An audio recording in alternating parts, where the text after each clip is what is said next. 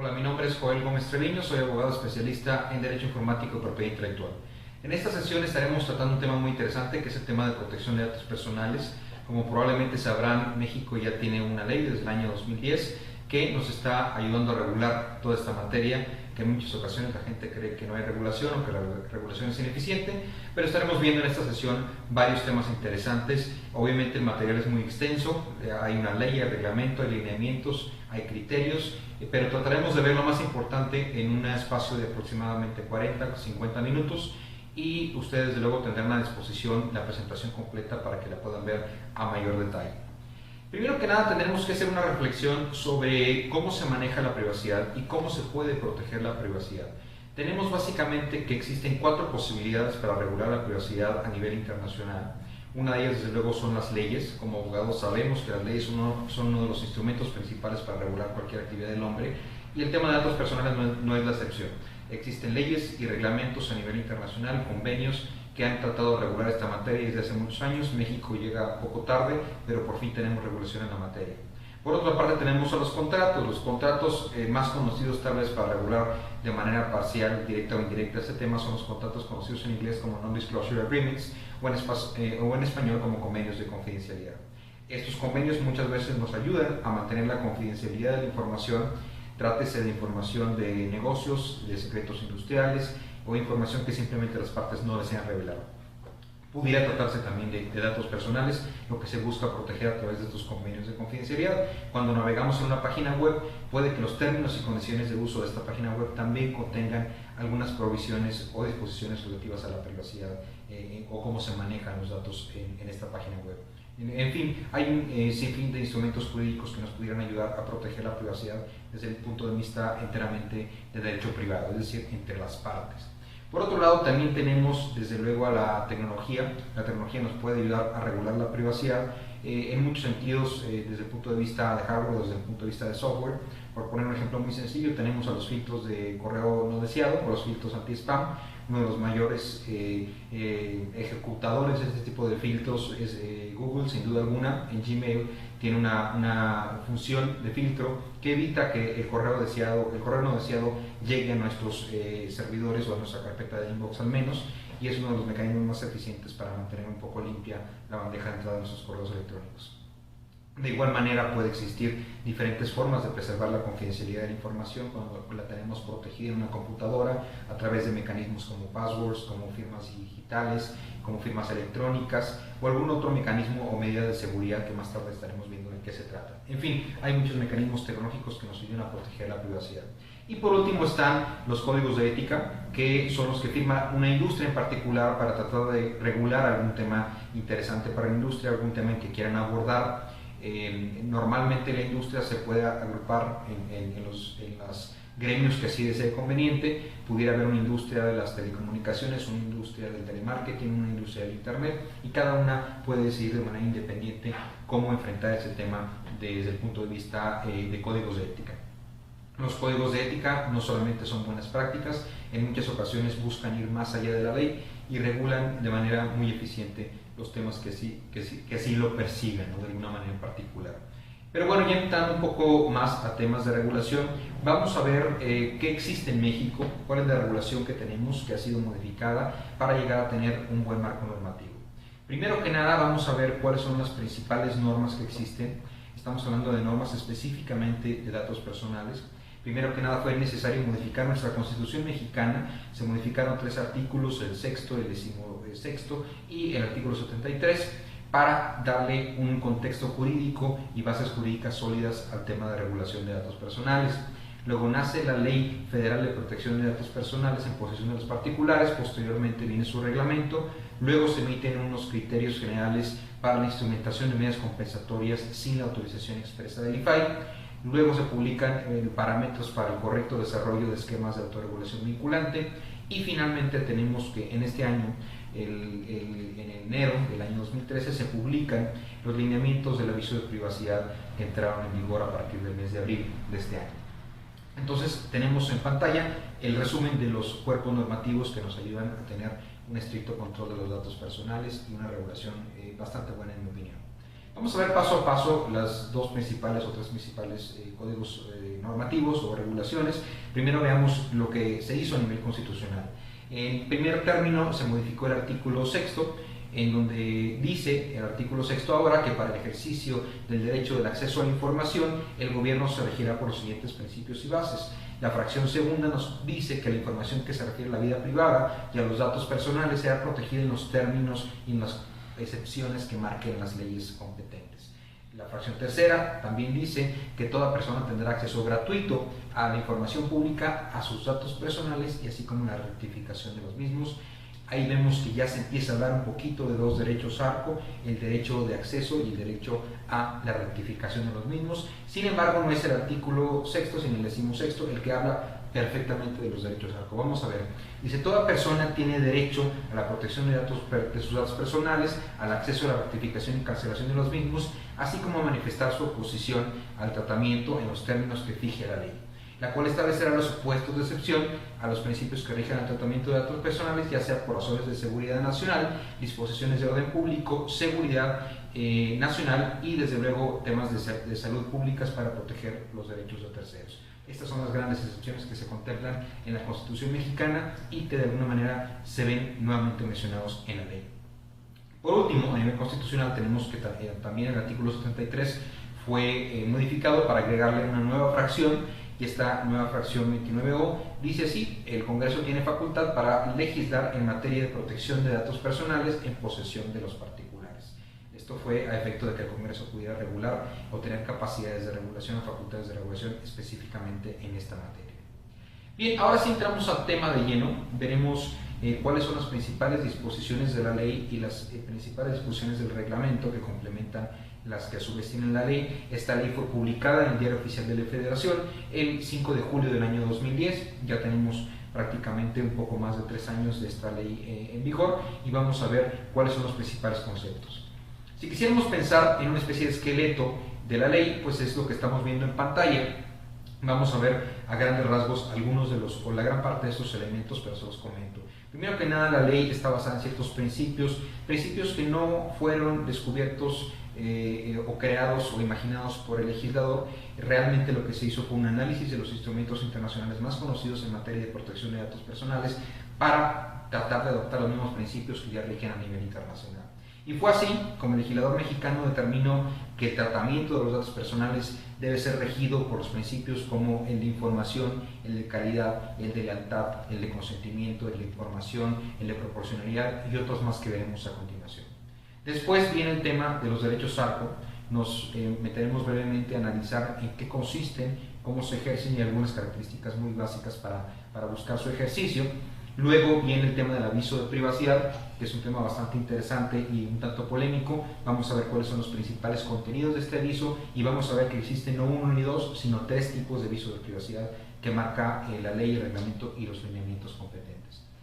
Al final estaremos viendo brevemente el tema de medidas de seguridad. La ley establece que todo particular que trate datos personales deberá contemplar el tratamiento de los mismos a través de medidas de seguridad físicas, técnicas y administrativas a efecto de proteger la disponibilidad, el acceso o actos en contra del robo o daño de la información, entre otros que vamos a ver más tarde. Luego hay un breve capítulo que, bueno, es un capítulo importante de la ley que marca cuáles son los 3 procedimientos que existen. Básicamente es el de protección de derechos, el de verificación y el de imposición de sanciones. Y finalmente vemos el capítulo de infracciones y delitos que, por increíble que parezca, se contemplan delitos en materia de protección de los personales en esta ley de la materia. Pero bueno, vemos algunas definiciones importantes que vienen contempladas en nuestra ley. Es de las pocas leyes que contienen definiciones, en mi opinión. Tradicionalmente las leyes mexicanas no incluyen definiciones en sus articulados, pero estas sí lo hacen. Vamos a ver primero la fracción 1, que habla de lo que es el aviso de privacidad y dice: es el documento físico, electrónico o en cualquier otro formato generado por el responsable que es puesto a disposición del titular en los términos de la ley previo al tratamiento de los datos personales. ¿Por qué se habla de otro tipo de formatos? Pues básicamente también existe la posibilidad de formatos audibles, por ejemplo. o en un futuro pudiera existir otro tipo de formatos. Entonces, no importa el formato en que se presente, el chiste es de que exista el aviso de privacidad, que se ponga a disposición a través de medios telefónicos, a través de medios físicos, a través de medios electrónicos, en fin. En eso consiste básicamente el aviso de privacidad. Más tarde estaremos viendo cuáles son las características principales de su contenido. Luego tenemos dos definiciones muy relacionadas. Primero, base de datos es el conjunto ordenado de datos personales referentes a una persona física identificada o identificable. Luego tenemos que los datos personales son cualquier información concerniente también a una persona física identificada o identificable. Hay que tener muy presente ese término de identificada o identificable. En otra sesión distinta que también veremos el tema de Bring Your Own Device, Big Data y el Cloud Computing, vamos a ver cómo estos fenómenos pueden hacer un reto importante al manejo de lo que se conoce como persona identificable. Pero bueno, luego llega una definición muy importante, que es la definición de datos personales sensibles. Y la ley nos indica que son aquellos datos que afectan a la esfera más íntima de su titular o cuya utilización indebida pueda conllevar a discriminación o conlleve también a un riesgo grave para la persona. La ley contempla algunos ejemplos que nos ayudan a entender qué pudiera considerarse como un dato personal sensible y nos indica que se consideran sensibles aquellos datos que pueden revelar aspectos de origen étnico o racial, estado de salud presente o futuro, información genética, creencias religiosas, filosóficas y morales, afiliaciones sindicales, opiniones políticas o preferencias sexuales. Uno de los ejemplos que más me gusta discutir con mis alumnos es que me mencionen algunos datos que pudieran considerarse sensibles que no están presentes en este listado, y tal vez uno de los ejemplos que más me gusta es el ejemplo del estado civil. ¿Por qué? Porque en ciertas circunstancias te pueden preguntar cuál es tu estado civil, y si dependiendo de tu respuesta se toma una decisión que pudiera discriminarte, como es el hacerte una oferta de empleo o el permitirte acceder a cierto círculo o club social, pues pudiéramos estar ante la presencia de un dato personal sensible por el hecho de que se puede ejecutar una acción discriminatoria en contra de tu persona si se conociese la respuesta afirmativa o negativa, o si eres casado, soltero, divorciado, etcétera, etcétera. La ley tiene protagonistas. Esos protagonistas es muy importante que los tengamos claros y los diferenciemos. Primero que nada están los titulares. Los titulares somos nosotros, las personas físicas, a quienes nos corresponde el control de los datos personales. Luego están los responsables, que son las personas físicas o morales de carácter privado que deciden sobre cierto tratamiento que se le puede dar a los datos personales. Ahí pueden ser personas físicas o morales, reitero, porque la gente suele pensar que las personas físicas no están incluidas o no les obliga la ley. Hay que tener mucha claridad sobre ello. Si eres abogado, contador, doctor, consultor, ingeniero, tienes tu propio despacho o eres prestador de servicios profesionales de naturaleza independiente, estás obligado a cumplir con esta ley. Por otro lado, tenemos a los encargados, que son quienes solo en conjunto con otros tratan datos personales por cuenta del responsable. Un ejemplo son los terceros a quienes se encarga o se remite los datos para cierto tratamiento. Por ejemplo, tenemos en la empresa una cartera muy amplia de deudores que a lo mejor no tenemos la capacidad de estarles cobrando, contratamos un despacho de cobranza, un buró, un despacho de abogados y le decimos: aquí está la cartera, por favor, cóbrales por mí, cóbrales a mi nombre, mándales correos electrónicos, cartas, llámales, intenta recuperar mi cartera para no tener un impacto negativo en la empresa. Ese es un ejemplo de un encargado. Quiero hacer una campaña de marketing, no tengo área de marketing en la empresa, mi área de marketing no es lo suficientemente grande, contrato a un despacho, una agencia de marketing, le digo: quiero por favor que le hagas llegar a mis clientes cierta información de un nuevo lanzamiento, un nuevo producto, un nuevo servicio, por favor envía a lo mejor una campaña de email marketing o envíales estas sobres a las puertas de sus casas. En fin, la agencia está tratando datos personales por encargo del responsable. Y como esos ejemplos pudiéramos seguir mencionando otros muy interesantes. Luego tenemos el tema de los terceros. Los terceros son aquellas personas físicas o morales, nacionales o extranjeras, distintas desde luego al titular o al responsable de los datos. Ellos son terceros a quienes se transfieren los datos. Ejemplos prácticos: pudiera ser también el ejemplo del despacho de cobranza, pero con una naturaleza distinta al tratamiento de los datos. Una cosa es que tú le remitas al despacho de cobranza los datos para que cobre a tu nombre, y otra cosa muy distinta es que le vendas la cartera vencida. Si tú vendes la cartera vencida y le dices al despacho: ahí te ves, tú te haces cargo de la cartera, tú sabes si la cobras o no la cobras, a mí me das mi dinero, hacemos una negociación y te doy la base de datos. En ese momento ocurre una transferencia de la base de datos. De igual manera, si somos una empresa que tiene cierto número de empleados y queremos pagarles todos en el mismo banco, vamos con el banco, le decimos: banco, ¿sabes qué? Te voy a transferir los datos de mis empleados para que les abras una cuenta de débito, una cuenta de cheques para que yo les pague la nómina. Opera una transferencia de datos porque pues se crea una nueva relación jurídica con el banco y el banco tiene el derecho de contactar personalmente a cada uno de los empleados. Pero bueno, ya teniendo identificados a los responsables, a los encargados, a los terceros y a los titulares, vamos a ver ahora el objeto, los límites y los principios de la ley. La ley que se expide tiene por objeto la protección de los datos personales, regular su tratamiento legítimo, controlado e informado a efecto de garantizar la privacidad del individuo y el derecho a la autodeterminación informativa de las personas. Esta última parte vale la pena aclararla. Derecho a la autodeterminación informativa significa el derecho que todos los titulares tenemos para decidir cómo, cuándo, quién y con qué finalidades se le da tratamiento a nuestros datos personales. Luego tenemos el artículo 2 que nos habla de quiénes son los sujetos regulados por esta ley. Reitero que se trata de todas las entidades privadas, sean personas físicas o morales, están cubiertos si tratan datos personales, con dos excepciones muy particulares. La primera, las sociedades de información crediticia, y en segundo término tenemos a las personas que lleven a cabo la recolección, el almacenamiento de datos personales que sea para uso exclusivamente personal, sin fines de divulgación o sin fines de utilización comercial. Estos pueden ser estudiantes, amas de casa que no tengan nada que ver con el ámbito de los negocios, que no den tratamiento con fines de divulgación o con fines comerciales. En ese momento estaremos en presencia de bases de datos exceptuadas a los ojos de la ley. Otra entidad que no está cubierta en este artículo, pero que evidentemente está exceptuada, es el gobierno. Ya recordemos que la ley se llama Ley Federal de Protección de Datos Personales en posesión de los particulares, lo cual el propio título nos está indicando que el gobierno como ente está exceptuado del cumplimiento de esta ley en particular. Luego vienen los principios de protección de datos personales, que insisto, no son principios que haya inventado el legislador mexicano, realmente fueron analizados de otras leyes, de otros convenios, instrumentos internacionales en esta materia, para lograr tener en México una protección bajo un mismo set o grupo de principios de manera similar que lo hacen muchas naciones a nivel internacional. Estamos viendo en pantalla un resumen a gran escala de los principios. Voy a tratar de decir brevemente el resumen, comentarlo, y luego veremos de manera muy rápida, muy ágil, los demás slides para efecto de que no ocupemos demasiado tiempo en los principios. Primero tenemos el principio de licitud, que se refiere a que los datos personales deberán tratarse siempre de manera ilícita. El principio de consentimiento, a mi gusto, es uno de los más importantes y nos indica que todo tratamiento de datos personales se sujeta al consentimiento de su titular, tanto expreso como tácito. Más tarde vamos a ver de qué se trata. El principio de información nos indica que el responsable debe informar a los titulares qué clase de información se está recabando de ellos, con qué fines se está recabando esta información, qué tipo de tratamiento se le va a dar, y todo esto se hace a través del aviso de privacidad que más tarde vamos a ver. El principio de calidad indica que los datos personales contenidos en las bases de datos deberán ser pertinentes, correctos y actualizados para los fines para los cuales fueron recabados.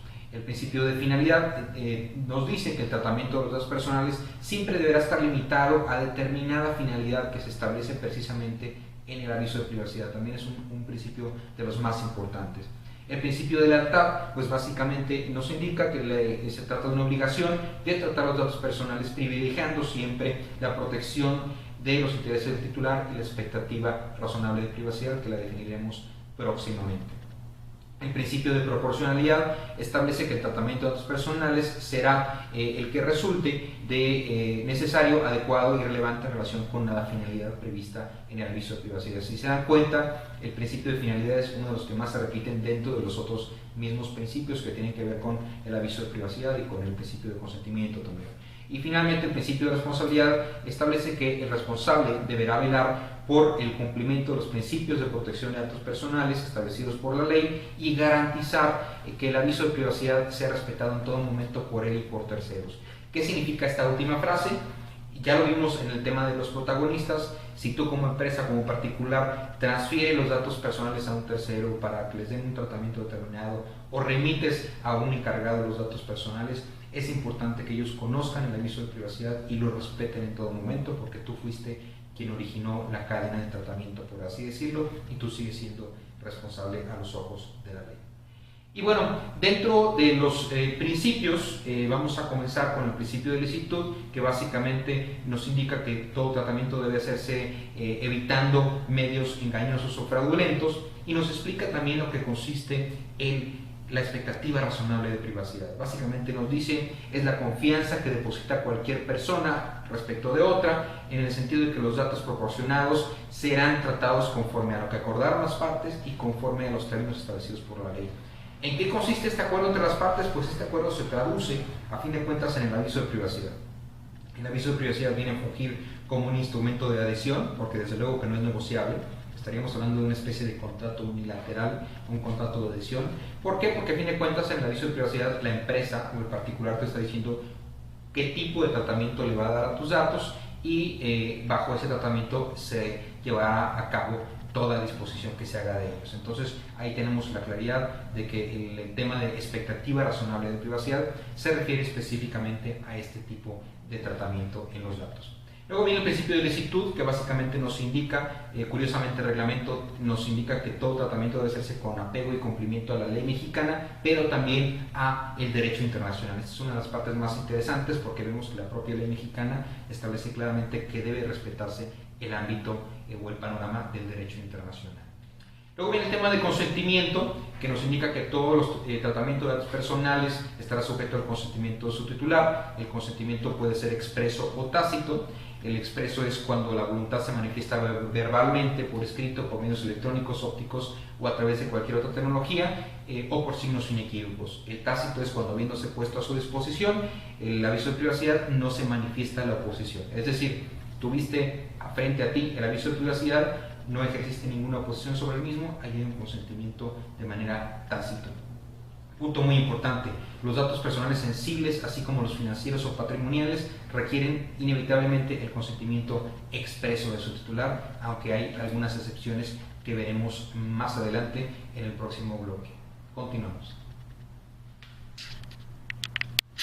Es importante mencionar que el consentimiento puede ser revocado en cualquier momento. No importa que tú otorgues tu consentimiento, en cualquier momento lo puedes revocar. Más tarde veremos brevemente el derecho de revocación. Algunas excepciones que marca la ley al hecho de que se requiere el consentimiento para el tratamiento de los datos personales son algunas que están mencionadas en el artículo 10, por ejemplo, que esté previsto en una ley, que haya una disposición de una autoridad competente, que los datos figuren en una fuente de acceso público, que los datos personales se sometan a un procedimiento de disociación, y a mí uno de los que me parece más relevante es el 4, que dice que tenga el propósito de cumplir con obligaciones derivadas de una relación jurídica existente entre titular y responsable. Es decir, si existe una relación jurídica entre titular y responsable técnicamente no tendría por qué requerirte del consentimiento.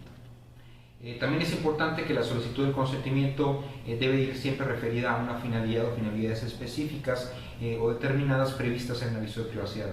No se vale poner frases, por ejemplo, como el tratamiento de estos datos será el que así convenga a mis intereses, o será el que yo crea conveniente. Ese tipo de frases no se valen. Las finalidades siempre deben ser específicas y el consentimiento debe ir referido a una finalidad, un grupo de finalidades específicas en relación con el tratamiento de los datos. Cuando los datos personales se obtengan de manera personal o de manera directa con el titular, debe de mediar el consentimiento previo al tratamiento de los datos personales.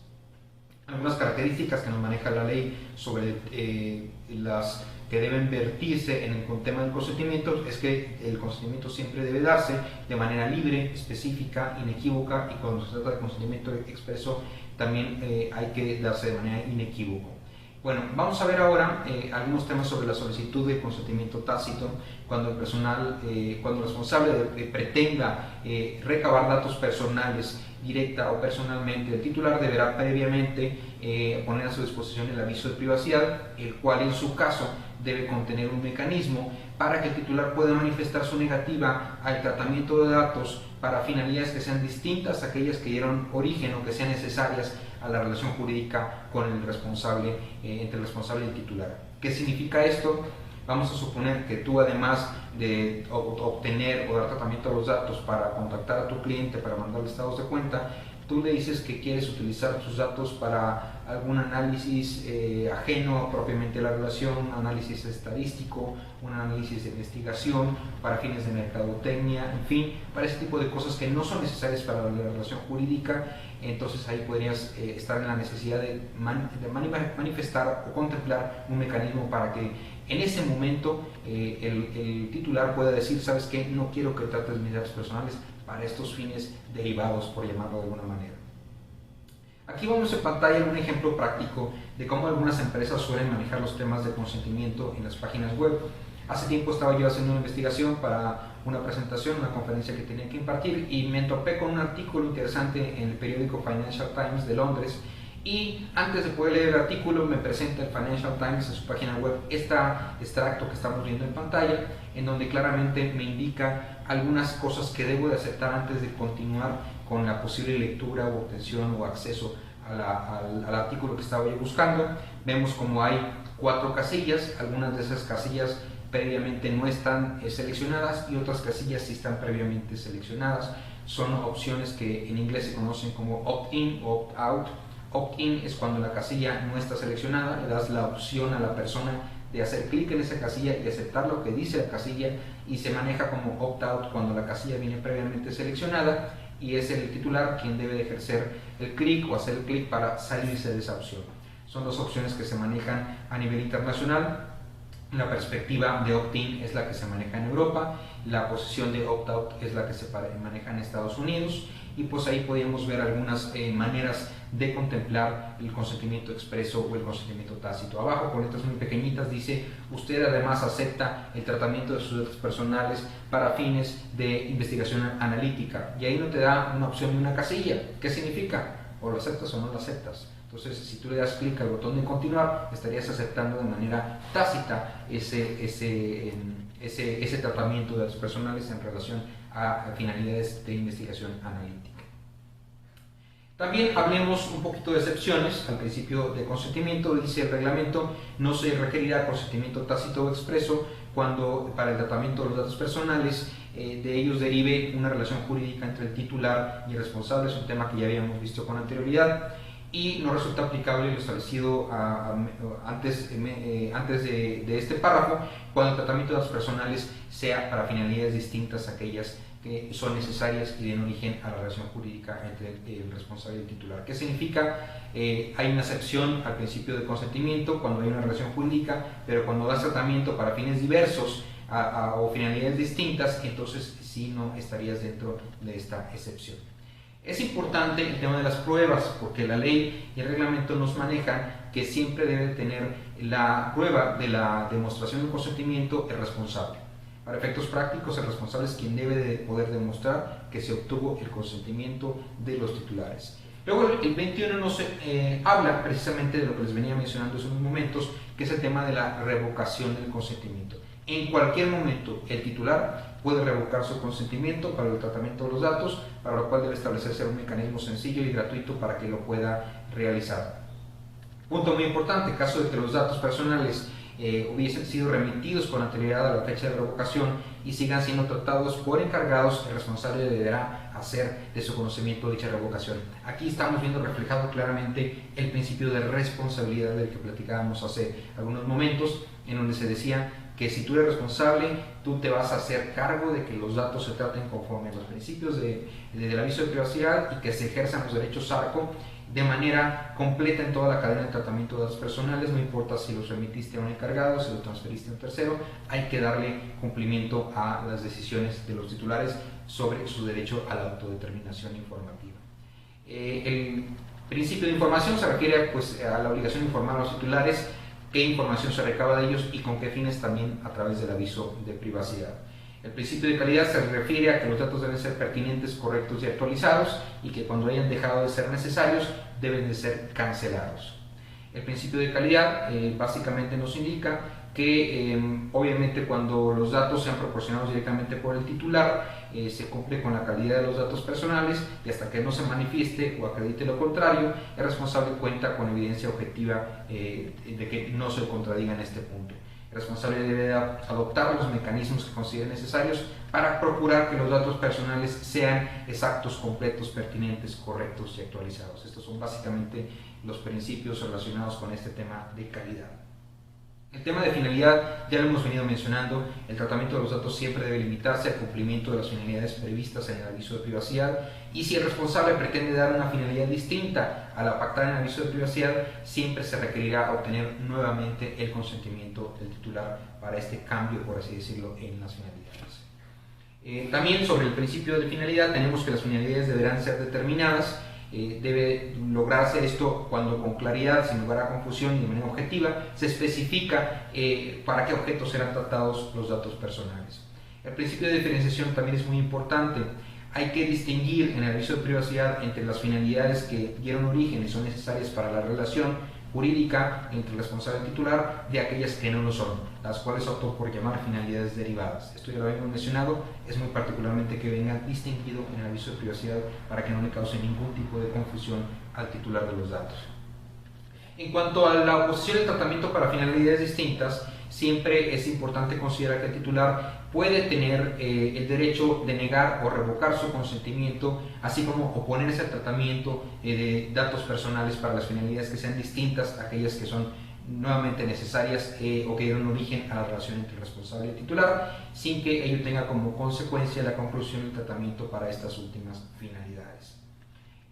Respecto de este mismo tema, el responsable no puede llevar a cabo el tratamiento para finalidades distintas o que no resulten compatibles o análogas con aquellas para las cuales se hubiese llevado el tratamiento de los datos personales, a menos que lo permita de forma explícita una ley o que el responsable haya obtenido el consentimiento para el nuevo tipo de tratamiento. El principio de lealtad pues, se refiere a que siempre debe de llevarse a cabo el tratamiento de datos personales, privilegiando la protección de los intereses del titular y la expectativa razonable de privacidad, que ya vimos su definición anteriormente. No se pueden desde luego utilizar medios engañosos o fraudulentos para recabar o para dar tratamiento de datos personales. Y también una de las partes más importantes de este artículo 44 del reglamento es que nos indica cuándo existe dolo o cuándo existe engaño en el tratamiento de los datos personales. Básicamente nos dice que existe dolo, mala fe o negligencia en información proporcionada al titular sobre el tratamiento cuando se vulnera la expectativa razonable de privacidad y si las finalidades no son las mismas a las informadas en el aviso de privacidad. Este último punto es muy importante. Si damos tratamiento a los datos personales para una finalidad distinta a la cual se diera el aviso de privacidad, se considera que el tratamiento se está llevando a cabo con fraude o con engaño. Hay que tener mucho cuidado con este punto. El tema de proporcionalidad se refiere a que el tratamiento de los datos siempre debe ser el necesario, el adecuado y el relevante para las finalidades que están previstas en el aviso de privacidad. En particular, para el tema de los datos sensibles, el responsable debe limitar los esfuerzos para, obviamente, tratar de hacer el periodo de tratamiento lo más pequeño posible, a efecto de que el tratamiento sea el mínimo indispensable para las finalidades previstas. En cuanto al tema del principio de responsabilidad, hay que darle cumplimiento a los principios de protección de datos personales, aun y cuando estos datos fueren tratados por un tercero, a efecto de garantizar que el aviso de privacidad sea respetado en todo momento, tanto por el responsable como por los terceros involucrados.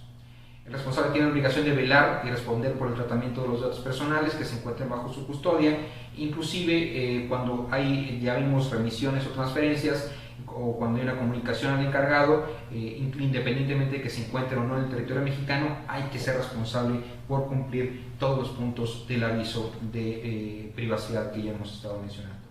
Es importante que le echen un vistazo al artículo 48 del reglamento, el cual habla de cuáles son las medidas para cumplir con el aviso, con el tema del principio de responsabilidad, cómo el responsable puede cumplir lo pactado por la ley con el principio de responsabilidad. Entre otras, pues podríamos mencionar el establecimiento de políticas y programas de privacidad, poner en práctica un programa de capacitación, actualización y concientización de los empleados o al interior de la organización, establecer mecanismos de vigilancia interna, destinar recursos para instrumentar estos programas y políticas de privacidad, instrumentar procedimientos para atender riesgo para la protección de datos personales por la implementación de nuevos productos o nuevas tecnologías inclusive, entre otros muchos puntos que contempla este artículo 48 del reglamento. La figura del encargado, pues ya platicamos en qué consiste. Es la persona física o moral que sola o conjuntamente con otras da tratamiento a los datos por cuenta del responsable básicamente. El encargado tiene obligaciones muy particulares, como tratar los datos conforme a las instrucciones del responsable, seguir las finalidades, evitar de darle tratamiento a los datos con finalidades distintas a las previstas en el aviso de privacidad, implementar las medidas de seguridad que marca la ley, guardar la confidencialidad de los datos, abstenerse de dar transferencia de los datos a lo que esté previsto en el pacto que tiene con el responsable. Y obviamente la parte más importante tal vez de este artículo 50 es que los acuerdos entre el responsable y el encargado deben estar pactados idóneamente por escrito a través de instrumentos jurídicos, es decir, hay que tener evidencia de que tienes alguna instrucción con el encargado, y para ello debes de cumplir con todo lo que esté pactado en el aviso de privacidad. Las relaciones entre el encargado y el responsable están previstas en el artículo 51, en donde básicamente nos indica que deben existir cláusulas o contratos o anexos o cualquier otro instrumento jurídico en donde quede claramente establecida la relación entre el responsable y el encargado, que permita de acreditar la existencia, el alcance y el contenido de las obligaciones entre ambas partes. Finalmente llegamos al aviso de privacidad, que debe de cumplir con un sinnúmero de requisitos. La gente suele pensar que hay que cumplir con el 15 y el 16 y que con eso estás del otro lado. Cuando fue publicada la ley en julio del año 2010, efectivamente pues las obligaciones serán nada más las del 15 y el 16, pero luego viene un reglamento, luego vienen lineamientos, entonces tenemos que a final de cuentas los requisitos son amplios en materia del aviso de privacidad. No los voy a comentar aquí porque más tarde veremos cuáles son a cabalidad. Básicamente estos son los elementos del aviso de privacidad que se contemplan tanto en la ley como en el reglamento. Por ejemplo, la ley dice que el aviso debe estar sujeto al consentimiento del titular, debe de contemplar la identidad de domicilio del responsable, debe de contemplar las finalidades para el tratamiento de los datos, debe de tener las opciones y medios para limitar el uso o la divulgación de los datos, debe de contener las medidas para ejercer los derechos ARCO, un procedimiento para comunicar cambios en el aviso de privacidad y también anunciar si hay o no transferencia de datos. Luego viene el reglamento, y el reglamento viene a adicionar algunos elementos o complementar algunos elementos. Primero dice que el aviso debe ser escrito de manera sencilla, clara y comprensible, con una estructura sencilla, y vienen varias subelementos del principio de finalidad, a saber, por ejemplo, la información que se recaba de ellos y con qué fines debe ser declarada, las finalidades deben de ser determinadas, como ya lo hemos mencionado, se debe distinguir entre las finalidades que dieron origen y son necesarias para la relación jurídica con aquellas que no lo son, se deben incluir las finalidades para mercadotecnia o para fines de prospección comercial, claramente así deben de quedar enunciadas en el aviso de privacidad. Y por último, en relación con la transferencia, hay que darle la posibilidad al titular de que acepte o no acepte la transferencia de sus datos. ¿Por qué tiene ese signo de tacha, por así decirlo, o de prohibición al final de estas letras o de estos puntos previstos por la ley de reglamento? Porque estoy dando el warning o el aviso de que posteriormente veremos todavía unos pocos más elementos que están contemplados en otra parte de la normatividad vigente, concretamente en los lineamientos del aviso de privacidad. Este es uno de los slides más importantes de la presentación, que vale la pena que le echen un ojo con mucho cuidado. Nos indica no solamente cuáles son los tipos de avisos de privacidad, que son el integral, el simplificado y el corto, también nos indica cuándo se puede usar cada uno de ellos. Por ejemplo, el aviso de privacidad integral se puede utilizar cuando hay obtención personal de los datos personales, el simplificado cuando hay obtención directa de datos personales y el corto cuando haya formatos con espacio limitado. Esos son diferentes tipos o momentos en donde se puede utilizar cada uno de estos avisos. Si se dan cuenta de la sola lectura de cada una de estas definiciones, no se puede entender a qué se refiere o qué elementos debe contemplar el aviso de privacidad. Voy a leer el primero, que es el más evidente, que no resulta muy clara el contenido del aviso si no leemos todos los artículos que ahí se mencionan. Dice: el aviso de privacidad integral es aquel que contiene la totalidad de los elementos informativos a los que se refieren los artículos 8, 15, 16, 33 y 36 de la ley, 14, 30, 41, 68, 90 y 102 del reglamento y el 20º de los presentes lineamientos. Fíjense todos los artículos que hay que conocer para saber realmente qué debe contener el aviso de privacidad. Como lo comenté hace unos momentos, va mucho más allá del artículo 15 y 16, que mucha gente piensa que con esos dos artículos es más que suficiente. Pero bueno, para poder tener un panorama más claro, me permití también incluirles este slide que estamos viendo en pantalla, que es un slide bastante detallado. No me voy a detener a mencionar todos los puntos para no cansarlos, pero vale mucho la pena que conozcamos cuáles son los elementos que debe contener tanto el aviso de privacidad corto y el simplificado como el integral. Hay que recordar que el corto y el simplificado se usan solamente bajo ciertos panoramas o situaciones, del cual nunca nos vamos a salvar es del aviso de privacidad integral. Ese siempre hay que tenerlo. Los otros pueden ser, como ya lo mencioné, utilizados en ciertas circunstancias de obtención de datos o en presentación o uso de formatos cortos o con espacio limitado. En cuanto al tema de medidas de seguridad, es importante que todos los responsables deberán de tomar medidas de seguridad físicas, técnicas y administrativas que permitan proteger los datos personales en contra de daño, pérdida, destrucción, alteración, uso o acceso o tratamiento no autorizado a los datos personales. Las vulneraciones de seguridad ocurridas en cualquier fase del tratamiento de los datos que afecten de forma significativa los derechos patrimoniales o morales de los titulares deben ser informados de manera inmediata por parte del responsable hacia el titular de los datos, a fin de que éste tome las medidas que crea correspondientes para salvaguardar sus derechos. Luego vienen algunos temas de medidas de seguridad administrativas. Se dice que son el conjunto de acciones, mecanismos para ejercer o establecer la gestión y soporte y la revisión de la seguridad de la información a nivel organizacional, así como la identificación y clasificación de la información y la formación y capacitación del personal en materia de datos personales. Básicamente se trata de políticas y procedimientos en materia de protección de datos y de privacidad. En el caso de las medidas físicas, pues es el conjunto de acciones y mecanismos que empleen o no la tecnología destinados para prevenir accesos no autorizados, proteger equipos móviles o portátiles, proveer equipos que contengan o almacenen datos personales con algún tipo de mantenimiento que asegure la disponibilidad, la funcionalidad y la integridad de los datos. Estos tres forman la pirámide de la seguridad de la información, que es muy importante para todos aquellos ingenieros que estén versados sobre este tema, y finalmente garantizar la eliminación de los datos de forma segura. Y finalmente vienen las medidas de seguridad técnicas, que es el conjunto de actividades, controles o mecanismos con resultado medible que se valen de la tecnología para asegurar diversos puntos. Por ejemplo, el acceso a las bases de datos, sea por usuarios autorizados y identificados, que el acceso referido en el inciso anterior sea únicamente para el usuario que lleve a cabo las funciones o actividades en relación a este tipo de tratamiento, que se incluyen acciones para la adquisición, operación y desarrollo de mantenimiento de sistemas seguros, etcétera, etcétera. Aquí una parte importante en el tema de medidas de seguridad es la vulneración de seguridad. ¿Cuándo se da una vulneración o qué se considera vulneración de base de datos? Pues básicamente cuando ocurra la pérdida o destrucción no autorizada, el robo, extravío o copia no autorizada, el uso, acceso o tratamiento no autorizado, el daño, la alteración o la modificación no autorizada. Bajo esta clase de situaciones hipotéticas podríamos estar en presencia de una vulneración en medidas de seguridad. Obviamente debe de operar una notificación cuando exista una vulneración a base de datos.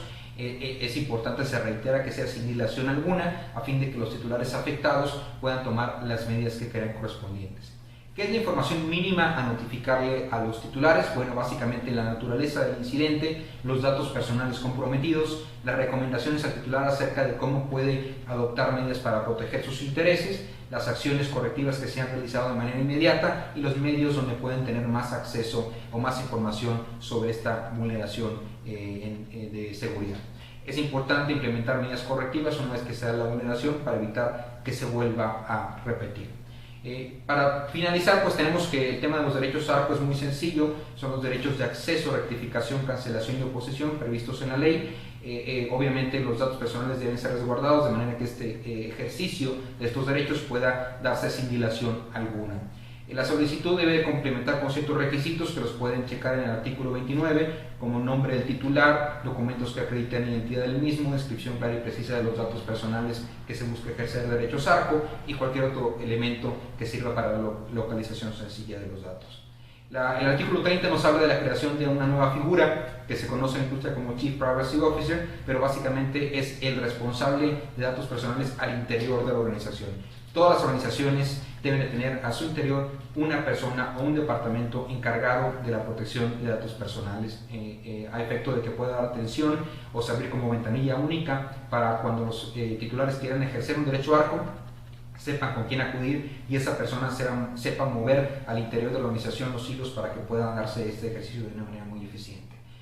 También tenemos que el responsable de protección de datos personales es el órgano garante. Estamos hablando del IFAI, obviamente es el que se encarga de vigilar el cumplimiento en esta materia. Hay 3 tipos de procedimiento que sería muy largo de explicar, pero es importante que sepan que existe un procedimiento de protección de derechos, un procedimiento de verificación y otro procedimiento de imposición de sanciones. La ley contempla una infinidad de catálogo de infracciones. Lo más importante es que conozcamos que pueden ser bastante severo las multas. En pantalla vemos que pueden pasar ligeramente los 40 millones de pesos. Según la actualización del último salario mínimo vigente en el Distrito Federal. Y por último hay un capítulo de delitos que nos indica que puede ser merecedora una pena de 3 meses a 3 años de prisión al que están autorizados para tratar datos personales con ánimo de lucro, provoque una vulneración de seguridad de las bases de datos, y también a una sanción de 6 meses a 5 años aquel que con fin de alcanzar un lucro indebido trate de datos personales mediante el engaño, aprovechándose del error en que se encuentra el titular o persona autorizada para transmitirlo. Y pues básicamente esto es lo que tenemos en materia de datos personales. Desde luego que fue una presentación bastante ágil a efecto de poder complementar un corto tiempo para darles una buena esbozo del cumplimiento de la ley en esta materia. Aquí vemos las principales obligaciones y van a tener ustedes a disposición este material impreso o en medios electrónicos para que lo puedan leer detenidamente. Quedamos a su disposición. Muchísimas gracias.